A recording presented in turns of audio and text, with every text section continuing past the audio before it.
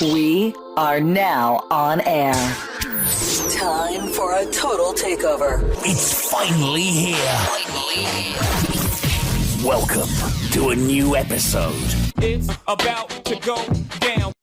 Good Tuesday morning, and God bless you and yours. It's yours truly, Dan Adams, a.k.a. the Soulful Conservative, coming to you with another edition of the Dan Adams Show from the Political Heat Remote Studios, a.k.a. the Blue Nissan Versa. And it is March 8th, I believe. And it is March 8th because it always hits me at certain times. And as I spoke of the date, it's starting to hit me now. This is the memorial of my father who passed away back in 2005. And the Reverend Samuel Adams Jr., may he continue to rest in heaven, along with his wife and my mom, Shirlene Adams. Let's go ahead and get into it. It's going to be kind of crazy right here as far as weather here in Pittsburgh. It's supposed to get rain, some snow. It was like 60 degrees yesterday, and now it's freaking 30 degrees. It's insane. Sinuses are going nuts. If we're having an issue where gas prices are going up 5 cents overnight, and we have former Vice President Sleepy Joe Biden at the wheel, no pun intended, then we are going to be in a world of hurt going forward. We all know what needs to be done for all of us out here who has a functioning brain. Turn on the spigot. In North Dakota alone, we have hundreds of oil wells not being utilized to its capacity. And I'm thinking to myself, are you kidding me?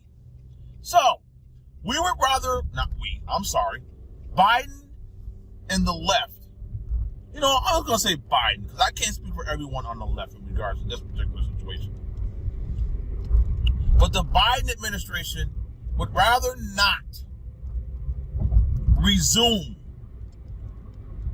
oil production here in America, but rather buy oil and gas from the country that is currently invading Ukraine. And now, ladies and gentlemen, we hear that he is in talks with Iran and Venezuela in order to cap off the need for oil and gas here in America. So instead of having the ability to present thousands of jobs to Americans here in America, become energy independent here in America, he would rather be the leftist that he has become, because he was never this far left, ladies and gentlemen. He knew he had to run somewhat of a center-left campaign, which he did, but soon as he was installed, that's right, installed as the President of the United States of America, he had to go far left, which he has done. Not far left enough for folks like Alexandria Ocasio-Cortez, but he has leaped left. Now, ladies and gentlemen, I'm going to say this, and I hope I don't sound contrived, but when you have the President of the United States of America and his administration doing whatever they possibly can to derail energy independence here in America, but still yet has an open line of communication with Russia, who is currently invading the Ukraine, and other communist and terrorist regimes and socialist regimes like Venezuela and Iran, begging OPEC and the Middle Eastern countries for oil and gas. How weak does that make America? We look so weak right now, I can't even expound on how weak we look. if you're not going to open up the spigot, as people are saying, as far as oil and gas here in America, then you need to just sit your ass aside and just realize, okay, I know I need to do this because of the far left eco-commies here in America. But we can't just allow the open line of funds, that's right, the open line of money, the open line of coffers being placed into the hands of Vladimir Putin. It just does not make any sense to me whatsoever. I guess all of the leftists that don't want to resume oil and gas production here in America must really hate America. If you're allowing your eco-communism, what's the word I'm looking for? You're thinking that the world is going to end just because we're drilling here in America, which we've been drilling in America since the inception of America. Well, almost. A little exaggeration there. But you know what I mean. We're still here, ladies and gentlemen. God has allowed us to continue to exist.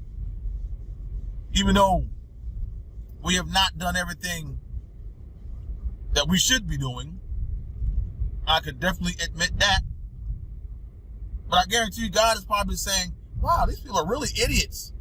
They have all of these natural resources in their own country, but yet we're going to buy oil and gas from a dictator who is currently invading the Ukraine.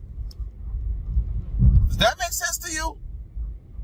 Does that make any sense to you? Obviously, for any person with a functioning brain, it does not make any sense whatsoever.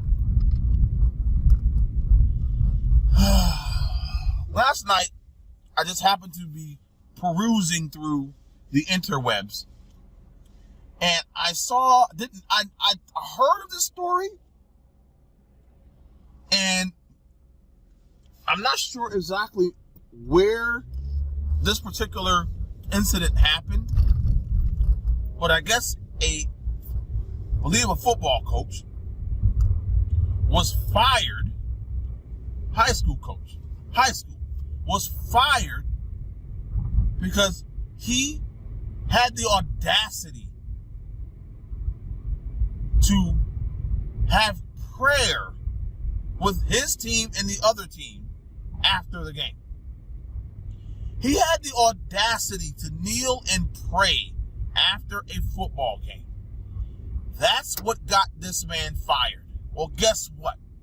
He brought a lawsuit to the school. He won. Now he's going to further that lawsuit, and he's going after the entire school district and possibly the entire Department of Education in the state that he resides. I'm saying go for it. Take every ounce and penny that you can possibly get, because if seeing that this, I believe, is a public school, you think the money that's going to there now is benefiting the children. I take that back. Not all public schools are the same. Let me rephrase. Sometimes public schools get a bad rap, and in some instances, they need to. But not all public schools are bad. Let me just rephrase that. So I don't know the situation at this particular public school, but as a whole, on average, the money that public schools get from us, the taxpayer, the benefits and the achievement seen does not far outweigh the disappointment, the low expectations, and the downright dumbing down of our children here in America. We're not demanding excellence.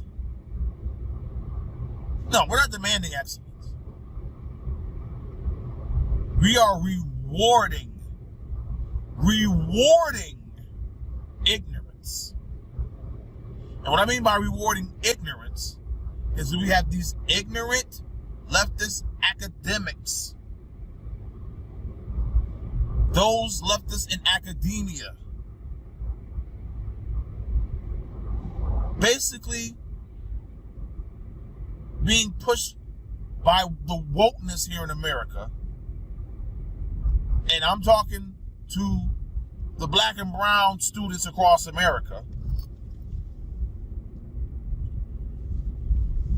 Allowing these individuals to just move along, even though they are not even reaching nowhere near the minimum or average requirements in reading and math. In English, in science, in social studies. They're pushing these poor children along in the name of wokeness. Unfortunately, ladies and gentlemen, it is a stance that will ultimately lead to the decline of America. Because the result of this wokeness and this ignorance by leftist academia and allowing these students to just be pushed along, even though they know, it's not that these folk don't know, they know how far behind these students are. So instead of putting in the extra effort, finding out exactly what these particular students who are falling behind, find out what their needs are, and fulfill those needs, get whatever resources that you need to allow these students to excel. Now, in the name of today's wokeness, let's just push these poor black and brown kids along just because. That's right, just because. We don't want them to feel bad. We don't want them to look bad. We don't want them to be, jeered by their peers. Lord have mercy. If we continue going down this path, ladies and gentlemen, like I said, the decline of America, future of America, will look like something you have never seen before in your life. And I'm looking at it like this. For all the individuals who are in high school and are about to graduate, take a firm look at what you want to do. If you are unsure of what you want to do, take a gap year. I cannot, and I mean cannot, express this any more than I possibly can. Do not fall into the trap of, because your parents are telling you you have to go to school, that you have to go to school. This decision should be yours. Because ultimately, you are the one that if you have to take out school loans, you're the one that's going to have to pay those loans for years to come, depending on what path you take. So I promote a gap year if you are unsure of what you want to do. Do not fall into that trap. Don't do it. So revert back to what I was talking about in regards to the decline of our school children here in America and how America is going to look in the future. Instead of being woke, my dear leftist academics and leftist academia here in America, instead of being woke, why don't you just fall your ass back to sleep and just give up your position and allow a non-woke person a person that's actually going to do their damn job allow them to teach, push, and cultivate the upcoming youth here in America that are in our school systems. I am hoping and praying that this wokeness that we have that's currently infecting our school systems across America, I'm hoping it's a fad, it's a phase, but unfortunately, ladies and gentlemen, looks like it's almost here to stay. And I say almost because parents across America are fighting back, against this utter and complete nonsense. All right, seeing that we've talked about academia, let's go ahead and talk about having a nutsack. And I'm talking about the men in America right now. Because right now, a lot of women are showing that they have more of a nutsack than men do. In regards to that inner mama bear coming out and protecting children. That inner mama bear coming out and not allowing their children to become the lepers of society. The inner mama bears who are saying, no, we are not going down this path, young man and young women, not under my watch. So where are the men that are stepping up? I've seen examples, few and far between, to where fathers of children across America have stepped in and said, no, this is not happening under our watch. We are not going to allow the degradation of society under our roof by the children that we birthed. Well, children that we brought into this world. And I'm talking to all the fathers who may not be in the household of the children that you have. Talking to you too. Don't think you get a pass on this. No. So when you look at yourself in the mirror this morning, and I have children that are out of high school, have one still coming up in the ranks, and I'm going to make sure that he stays on the straight and narrow. And if he doesn't, he knows that dire consequences are going to come his way. The foundation has been set. He knows that if he screws up, that he's going to, not going to say it on here because I don't want people reporting me. But yeah. Don't get it twisted, ladies and gentlemen.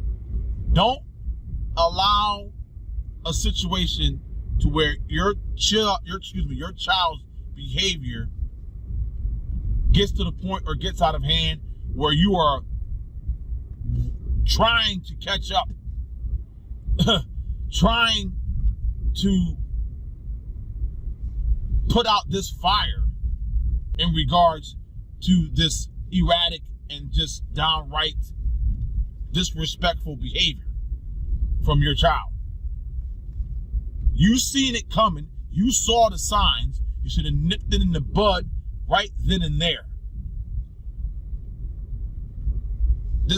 These idiots on the left who allow their children this dumbass free expression. Oh, kids can be kids, ladies and gentlemen. Not saying that. But when kids being kids gets to the point where disrespect and this illicit behavior is happening on the part of your child, and you don't do anything about it,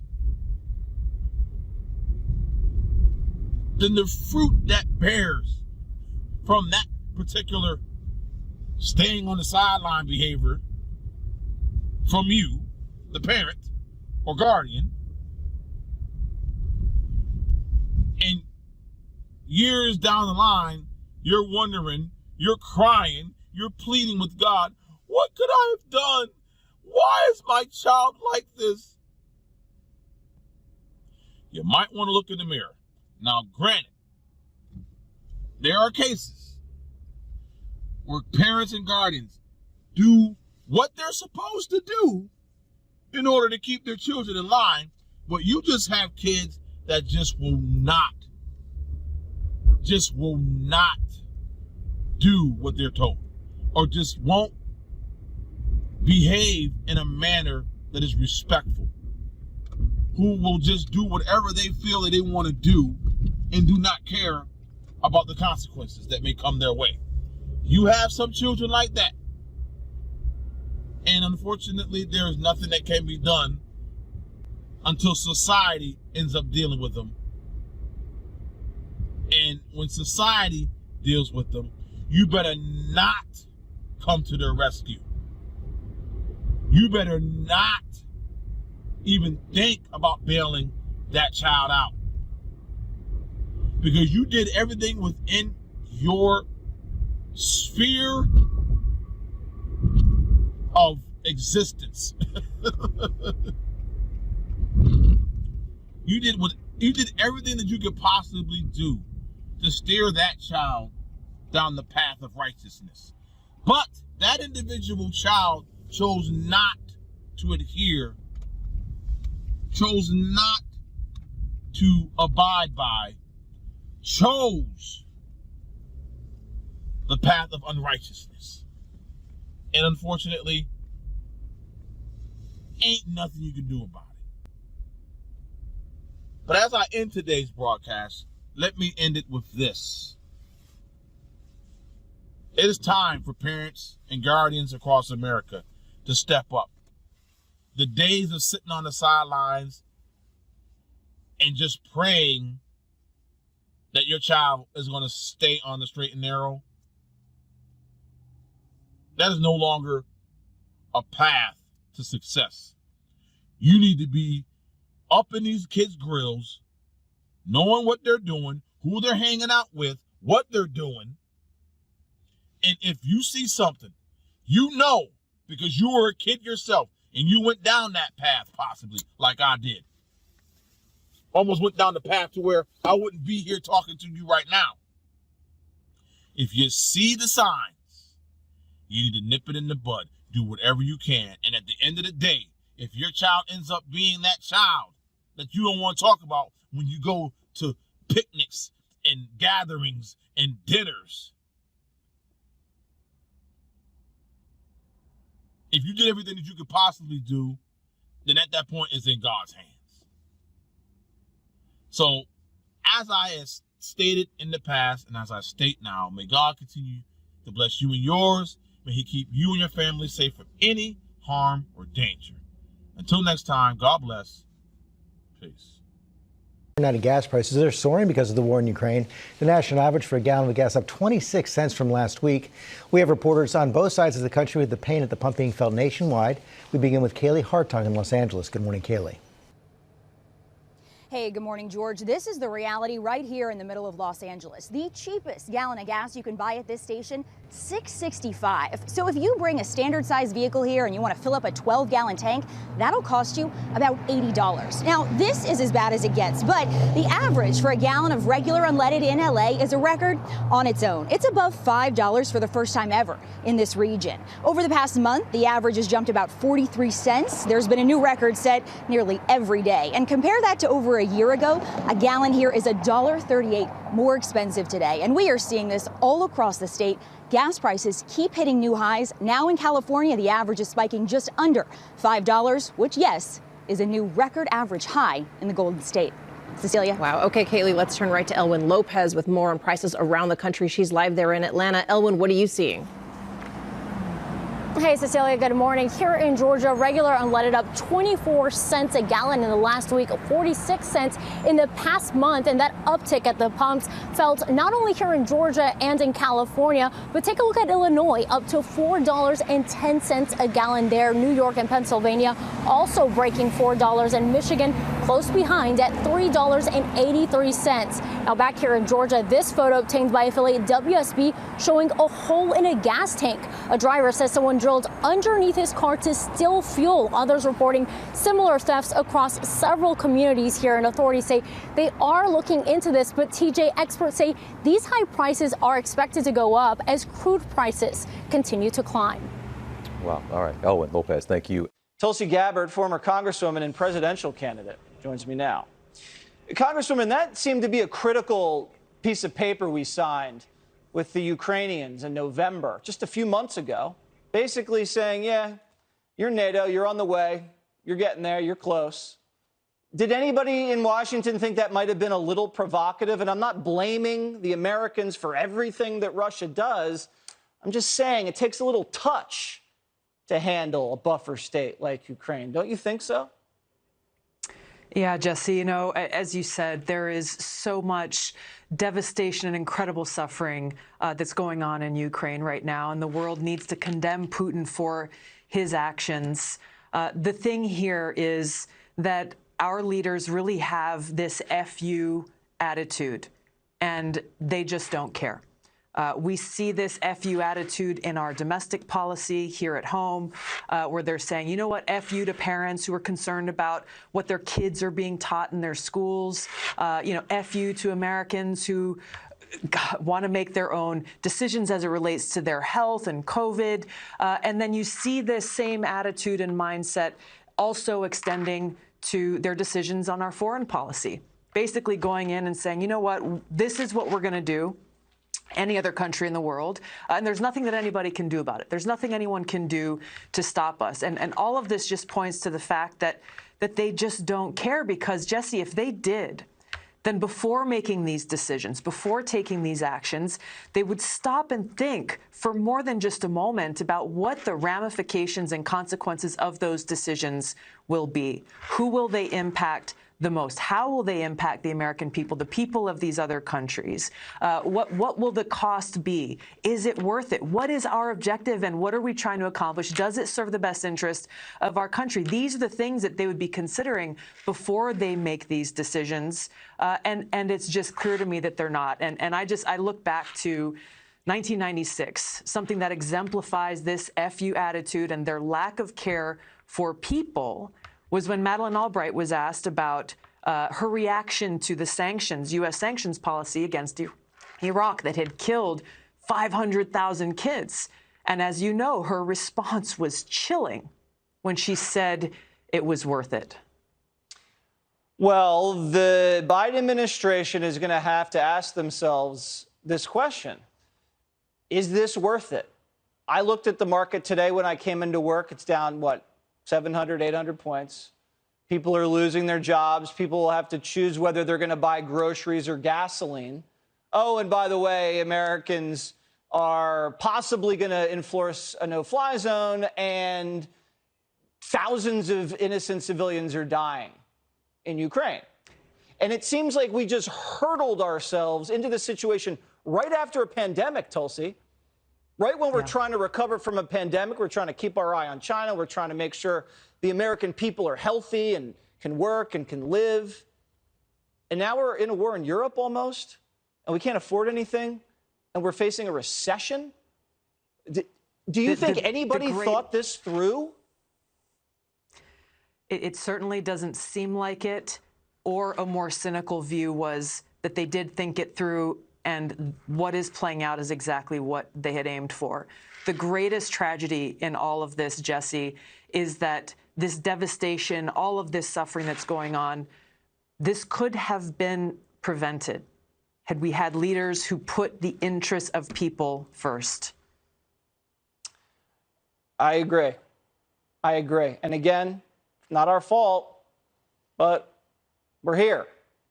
And we have to take responsibility for what we did. And there's no doubt about that. Thank you very much, Tulsi Gabbard. Thank you.